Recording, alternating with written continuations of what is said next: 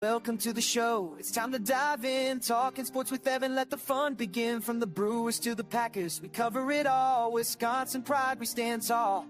The baggers on the field making history. With every touchdown, it's a victory. From Camp Randall to the court, we chill out. Wisconsin sports, we make our state proud. Feel the energy, the passion in the air. Join the conversation, we got stories to share. From the Bucks' big wins to the Brewers' great plays. Good evening and welcome to a Thursday early evening edition of Talking Sports with Evan. A couple hours earlier than planned, as I was going to shoot for 8:30, but decided, what the hey, might as well bring you some Talking Sports with Evan right now. And boy, has it been a busy week since the last time I was here giving my thoughts and feelings and opinions on what is going on in this wide world of sports.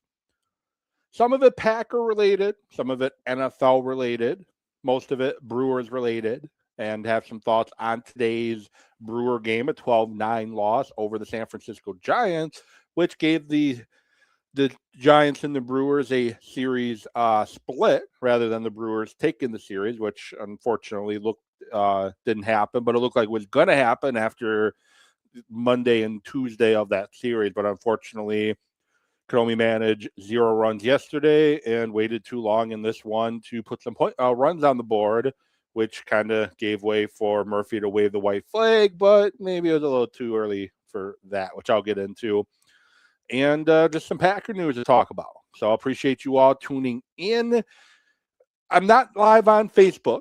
Last week, I went live on Facebook, and I got a copyright violation allegation from Facebook. So decided I ain't going live on Facebook anymore.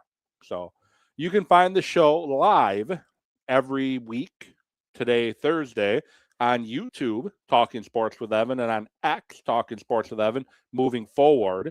And you can find the audio version on Spotify, same name of the show, Talking Sports with Evan. Sorry, X is Evan with Sports. But anyway, you can also scan the QR code over in the corner of the screen over here, and you can get to the Spotify page and listen to every past episode I've ever had. I've had the likes of Al Snow. I've had the likes of Andy Herman, Alex Stroh. I've had Steve Sparky Pfeiffer. I've had a number of guests on, Drew Begorn, Glacier. I've had just a number of different guests on throughout the years of me podcasting, and you can find them all on my Spotify page. The Al Snow and the Glaciers go back a couple years. Andy Herman, about a year and a half or 2 years ago. Stroh about a year ago, and Sparky about a year ago. So tune in there, and you can find every past episode that's ever happened. Make sure you like, subscribe, whatever, on Facebook and YouTube and X. So even though I'm not broadcasting live on Facebook anymore, you can still like the page. I do put content up, ask some questions here and there. I'm trying to grow the page a little bit more. So feel free to give that page a like and interact with me and let me know what your thoughts are going on in the wide world of sports and just the podcast in general. So I'm going to start off with Milwaukee Brewers, since it's fresh, since it just happened. They fell to the Giants 12-9. They're in a 6-1 hole after the third inning. They cut it down to 6-2 or 6-3 after the sixth inning, and the seventh inning, the wheels fell off. Grant Anderson took a line drive, had to exit the game. Woodford entered the game, and, well, Woodford is he has a role on the team, and his role on the team is typically when the game is out of line, you put him out in the game to not tax your bullpen. I don't know necessarily if Murphy put him out there because he decided to wave the white flag and didn't want to tax his high leverage arms. Ashby was clearly not available. DL Hall left the game hurt, kind of limited without Grant Anderson on what you can do out of the pen from that point on. You used Chad Patrick yesterday. Probably don't want to use him again. Shane Doran started for you on Monday or Sunday. I think it was Monday. So don't really want to tax too many of your guys. So of course you throw Woodford in there, and like I said, his job is to eat innings, eat pitches, to keep the bullpen fresh. And unfortunately for that, the Brewers had a big ninth inning in them. They scored 2 runs in the bottom. They should say they had a big 7th, 8th, and 9th inning out there. They put 2 runs together in the 7th, 1 run in the 8th, 3 runs in the 9th, and David Hamilton just missed the home run that would have tied the game, instead ended it. And it's easy to get on Murphy.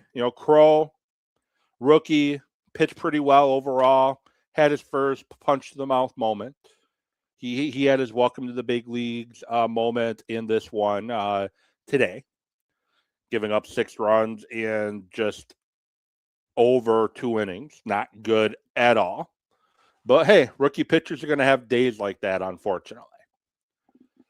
And then Woodford, not necessarily supposed to, keep you, not necessarily supposed to win you the game, but at this point, when it's 6-3, you don't want him to lose the game for you. And unfortunately, giving up 6 runs in the 7th inning, he contributed to the Brewers losing the game, and they just couldn't get out of that inning, and too little, too late at the end. So I don't get on Murphy too much. I usually don't. Yesterday, pinch hitting, Blake Perkins. Ultimately, if Blake Perkins gets that bunt down in the game yesterday, we're not complaining about the decision today. It's easy to complain about decisions when they don't work and say that should never happen to begin with. Woodford in the game at that particular moment, I get it. It's been a long game already. Deck stacked against you. You're down 2 arms out of your bullpen with Anderson and Hall, and you're about an inning away from your Uribe and your McGill. If you can get back in the game in the 7th inning, like if you score those 2 runs in the 7th inning after not giving up any runs in the 7th inning, well, now you're looking at Uribe in the 8th, and then McGill if you need him in the 9th to stretch it to, get it to the bottom of the 9th. But unfortunately, it just didn't work out that way. Unfortunately for the Brewers, gave up 20 hits, gave up 12 runs. Not the game you want to have. Not the game you want to have before you go back on the road to the West Coast, playing in a tough environment in Colorado. As bad as the Rockies are, playing in Colorado is a tough environment. Then you go to Vegas to play the Athletics, who surprisingly are playing better than most people probably gave them credit for, as they're sitting at 30-31. They're supposed to be a bottom feeder in that division, and they're sitting at a game under 500 as of now. No panic needed after losing 2 in a row, but there are some concerns. Priester's throwing rookie ball, still not back. He would help tremendously in the rotation. Henderson's out to the end of the month or early July after getting an injection into his back injury, worse than they thought. Woody, not sure when he's going to be back, hopefully soon, but you can't really depend on him anymore at this particular moment for the Brewers. But starting pitching is starting to become a concern. And now you lost 2 bullpen arms. So what are you going to do? And you put a guy on the IL the other day, yesterday, to bring up Robert Gasser. And maybe it wasn't a real injury, but he's out at least 15 days anyway. So the Brewers pitching is starting to become worrisome. Offense, finding ways to manufacture runs, but when they don't, they don't.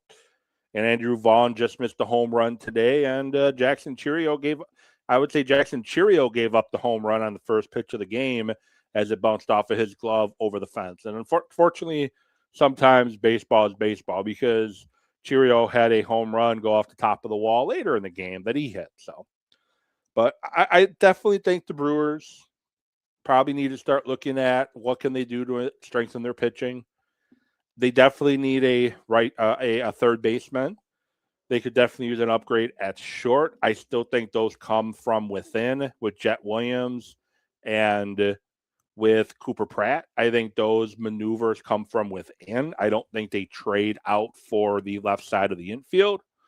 which is taking a big risk because they're rookies and you're going to be putting rookies in tough situations come potentially playoff time if you continue to play at the pace you're playing at. But I think pitching, you need to look at options to strengthen out that rotation a little bit because Woody, you can't bank on. Mizorowski, Harrelson, they're going to start getting to pitching limits and pitching more innings than they've ever thrown before. And for Harrelson and those guys, they haven't experienced the postseason before.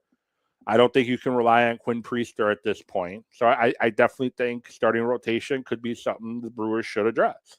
I don't know if that's Skubal, who's being talked about a lot by the talking heads on the network for the Brewers to go after. I've seen his name thrown around a few times.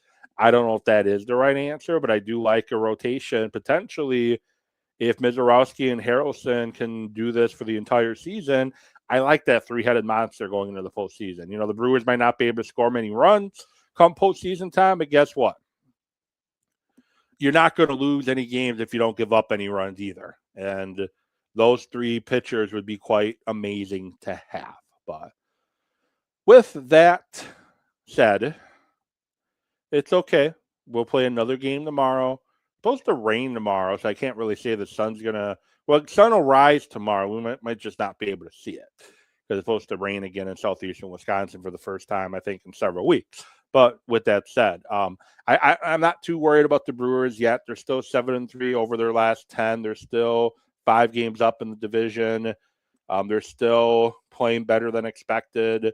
The expected wins and losses would have the Brewers at 39-21 right now if they were playing expected. So what that means to me is there's been a few games this year the Brewers unfortunately let get away. One of them in San Diego. Against San Diego, a home run that Uribe gave up. That was definitely one that got away. But anyways, what are your thoughts on the Brewers? What would you like to see the Brewers do? Do you want to see them trade for a bat? If so, which one? Do you want to see them trade for pitchers? If so, which arm? What do you want to see the Brewers do? You can comment on the video.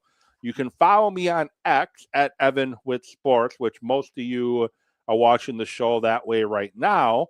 You can comment on the video there. You can comment on the video on YouTube, or you can go to Talking Sports with Evan on Facebook and let me know what you want the Brewers to do. Do you want them to trade for an arm, trade for a bat, or trade for both? And the Brewers definitely have the bodies in the farm system that they theoretically could trade some guys in the farm system and still have the best farm system in baseball. To me, there's only about 4 guys that are untouchable in the farm system right now. Cooper Pratt, because you just paid him. Jesus Mate. Pena down at single A, but you got to worry about his long-term health now. And Luis Laura, I'm not trading him right now, but I guess he could be had. Everybody else in the farm system, if the offer is right, if the get back is right, sure, everybody's available right now, other than those 3 or 4 guys. Fisher, I would hate to lose, but sure. Watkin, hate to lose, but sure, why not?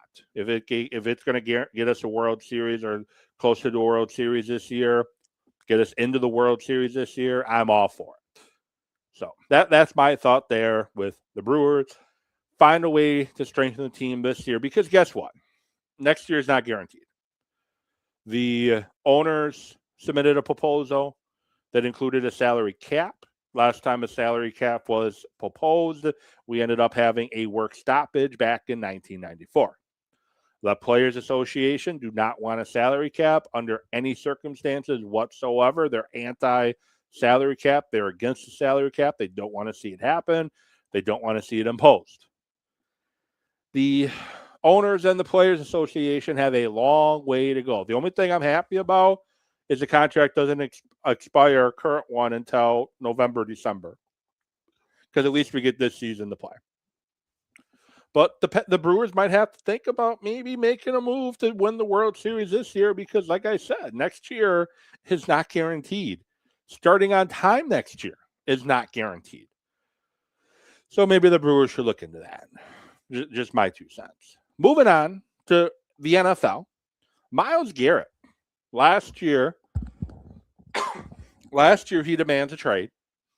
Nobody trades for him. Nobody meets the Browns' ask, and he ends up signing an extension. He plays last year in Cleveland, sets the single season sack record, wins Defensive Player of the Year in the NFL, and things are looking better, from his perspective, I think, in Cleveland. You're not demanding trades or whatever, and you probably can't really trade him anyways because of, at the time, because because at the time probably couldn't trade that contract. But the Los Angeles Rams decided that they're going to put all the chips to the middle of the table. They did it a few years back when they traded for Matthew Stafford. That worked out in their favor. They did it in that Stafford trade. They made the trade for Myles Garrett. They traded away a young, promising edge defender. They traded away multiple draft picks, and they just signed him to a new contract extension with void years extends for the next 15 years. Talk about salary cap manipulation to make it work. And hey, if the Rams win the Super Bowl this year, it doesn't matter at all. Because guess what? When they got to the Super Bowl with Matthew Stafford, myself included, I'll own it, I was wrong. They're gonna be in salary cap hell pretty soon with the spending they did with Jalen Ramsey, with Matthew Stafford, with Odell Beckham. The spending and stuff that they did, I thought they were going to be in salary cap purgatory, just like a lot of other people did too. They figured it out. So just because they look like they could be in salary cap hell down the road, don't underestimate their general manager. He made some great investments in late round picks in Puka, in Cooper Kupp. He made some good investments in later round picks. And now I know Cooper Kupp's not there anymore, but Puka's still there. And Puka, when he is focused, and he's had a rough offseason in regards to off the field stuff, but when Puka is motivated and focused, he's one of the top receivers in the NFL. He was a late round pick. So the Rams have shown, general manager-wise, they have the personnel department that they can restock with third, fourth, fifth round picks and develop those guys while still spending money. Now, the trade itself doesn't really do anything. The Rams were the 1 seed in the NFC anyways, on paper. If I had to do a power, at least from my opinion, if I had to do a power ranking, I would have the Rams number 1 on that list in the NFC. Seattle, right below them. Don't underestimate the loss of their running back, Kenneth Walker, or their offensive coordinator, because he definitely did really good work with Sam Darnold. Those would be my top 2 teams. Eagles, Packers, Bears, Vikings, Lions, kind of duke it out for others, those other spots. In the NFC pecking order. It doesn't change. All it does is make the Rams that much stronger as the top team in the NFC right now. And the Super Bowl runs through Los Angeles, in my opinion. If Matt Stafford's back holds up, it did last year. He won an MVP because his back held up. If his back holds up again for another year, that the Rams are a team that can definitely get back to SoFi Stadium to win a Super Bowl. Guess what? The last time the Super Bowl was in SoFi Stadium, the Rams went, and the Rams won. So don't underestimate the Rams. Now, moving to who I talk about more frequently, which is the Green Bay Packers, and how does this move affect the Green Bay Packers? Well, it really doesn't. The Packers are what they are right now. But big concern I have with the Packers is offensive line-wise especially, it's a lot of ifs along the offensive line. If Zach Tom stays healthy, if Anthony Belton develops, if Sean Ryan picks up where he left off at center, if the left guard, his name is escaping me right now, if he stays healthy, he didn't play Banks. He didn't play really well last year, except when he got healthy. He played better. So if he stays healthy, is he going to play well? And the big if and I'm a Josh Morgan fan. I'm saying this as a Josh Morgan guy. If Josh Morgan is the franchise left tackle that the Packers, excuse me, are hoping he is, if Josh Morgan is the franchise left tackle that they're hoping that he is, the Packers offensive line shapes up pretty nicely. But that's a lot of ifs. I wouldn't mind another body in that offensive line room. Yes, I'm a big Morgan believer, but I still wouldn't mind another body just in case.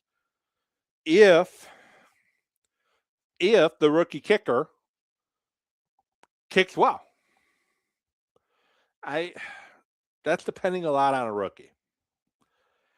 So those are just big ifs right there. McManus, we know what McManus was.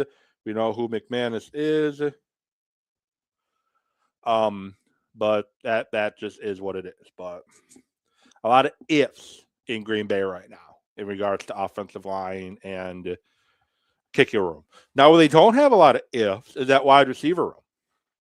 Christian Watson just got paid. Christian Watson just got a contract extension, a 4-year extension, $34 million guaranteed, and I personally like the deal. Even though some of my colleagues and friends in the industry, I'm seeing a video right now on Twitter, are calling it a huge, clear overpay, I disagree. I like the Christian Watson deal. You look at Christian Watson did for 10 games. We're talking a lot about the stats. He's never caught over this many balls. He's never had this many yards receiving in a season. Look, the elephant in the room is clear. Christian Watson, his first 2 years in the league, had a serious injury history. The hamstrings, not good. His third year in the league, he looking finally healthy that entire year until he tore his ACL against the Bears, a game that he wasn't even supposed to play in, and he had to miss the first 7 games of this past season. And since coming back in the lineup, he had great numbers. And if he would have played 17 games, his numbers would have potentially translated to 1,100 yards receiving, over 10 touchdowns. He's a difference maker for the Packers. The offense plays better when he's out there. The offense flows better when Christian Watson's out there. He's the only guy that can consistently beat man coverage. It's hard to play man coverage on Christian Watson because he's going to run past most people. You can have him be a big slot guy. You can put him outside. You can run him on deep patterns. You can run him on crossing routes. Christian Watson is a threat, and he's also a good blocker. He's a guy you want to keep in your locker room. You let a lot of talent go. You can't let everybody leave the building. You got to leave some guys in the building. And locking Christian Watson up for another 4 years, I think if Christian Watson plays to what he's capable of doing, I think the Packers got a steal. If Christian Watson produces the way we all think he can't produce, the Packers got a steal in Christian Watson's extension. That's my thought on it. You look at what Drake London got, and I think body style, they're similar guys. I'm not going to take credit for that comparison, but my buddy Scott, now he calls Watson a poor man's Drake London, but I think he compares really well to Drake London. If he can stay healthy, he's going to dominate and take over games. I know that's a big if, and I just got done talking about the if for Green Bay. But I think the next contract extension is going to be likely Tucker Kraft around training camp. Now, on the defensive side of the ball, Micah Parsons caught headlines yesterday. He talked about how he is likely not going to be available to he's not going to be available to play until probably I should say he's not going to be available to take part in football activities until September, I think, 29th, because the Packers apparently have a 9-month of no football activity rule when you tear your ACL, and you just had to have the meniscus repaired too. Everyone's acting like it's such huge news, since it's such breaking news, since it's so well It's shocking news. It's not. It's not breaking news. Micah Parsons has been saying since the start he's going to start the year likely on the PUP list. He's likely not going to be available for the first 4 games. Now it might not be the first 5 or 6 games, which, okay. But the Packers have to tread water, be above 500, take care of business over the first 5 games before he comes back, and then things are looking up. He's hoping to be back by the Bears game. We'll see if he's able to play limited reps for that Chicago game. But I'm not surprised. I'm not freaking out. I'm not surprised that we're going to be a little while before we see Micah Parsons. Probably the first month and a half of the year. By mid-October, he'll be back. Thankfully, the season's starting a little later than usual. So last couple of years, September 29th, we're talking week 3, week 4, already. I think it's only going to be like week 3. So a little bit better now, but I'm okay. But the big thing is Lucas Van Ness, Sorrell, Oliver, those guys need to step up. Those guys need to step up, take a big step, and hold down the fort until Micah comes back. So that's really all I had for a show today. Some Packer talk, some NFL talk, and just some Brewer thoughts before I really got into the show. Appreciate each and every one of you. If you want to leave a comment, please do so. Like the pages that are on the top of the screen. Follow the pages that are at the top of the screen. And be part of the show. Let me know what your thoughts are in the world of sports. I will greatly appreciate it. It makes it a better show. With that said, thank you so much for tuning in. Have a safe and wonderful weekend. And I will be back at it next week, bringing you another episode of Talking Sports with Evan. You entertain through all the games. Talking Sports with Evan. It's where we belong.